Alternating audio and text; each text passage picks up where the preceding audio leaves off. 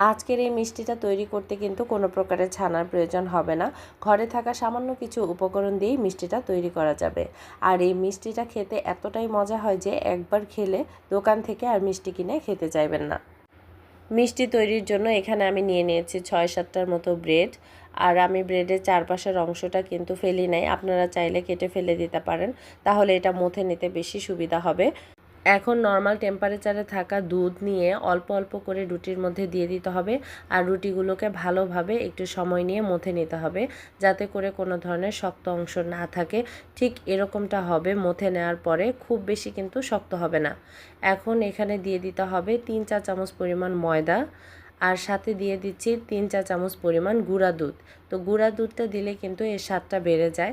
এখন দিয়ে দিচ্ছি হাফ চা চামচ পরিমাণ এলাচ গুঁড়া, ১ চা চামচ পরিমাণ বেকিং পাউডার, সামান্য পরিমাণ বেকিং সোডা, এখানে আছে ১ চা চামচ পরিমাণ ঘি, আর স্বাদের জন্য সামান্য একটু লবণ। এখন সব কিছুকে আবারও ভালোভাবে মথে নিচ্ছি। এই দেখুন, মথে নেওয়ার পরে ঠিক এরকমটা হয়েছে। এটাকে একটা সাইডে রেখে দিয়ে শিরা তৈরি করতে চলে যাচ্ছি। শিরার জন্য এখানে লাগছে ১ কাপ পরিমাণ পানি। ১ কাপ পরিমাণ পানিতে দিয়ে দিচ্ছি ১ কাপ পরিমাণ চিনি।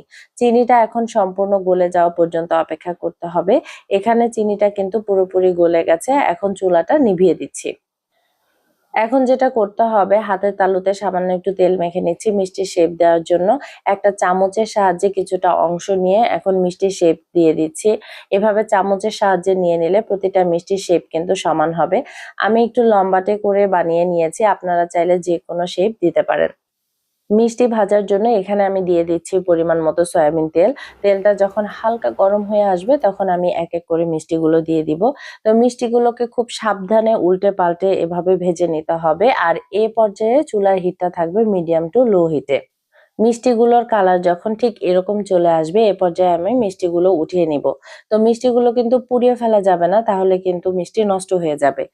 যে শিরাটা আমি তৈরি করে রেখেছিলাম সেখানে মিষ্টিগুলো ছেড়ে দিচ্ছি। তো গরম গরম থাকা অবস্থাতেই কিন্তু মিষ্টিগুলো শিরার মধ্যে ছেড়ে দিতে হবে।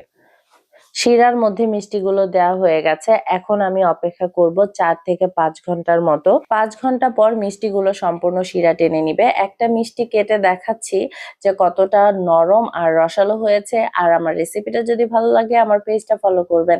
আর যারা ইউটিউব থেকে দেখছেন আমার চ্যানেলটা সাবস্ক্রাইব করার অনুরোধ রইল।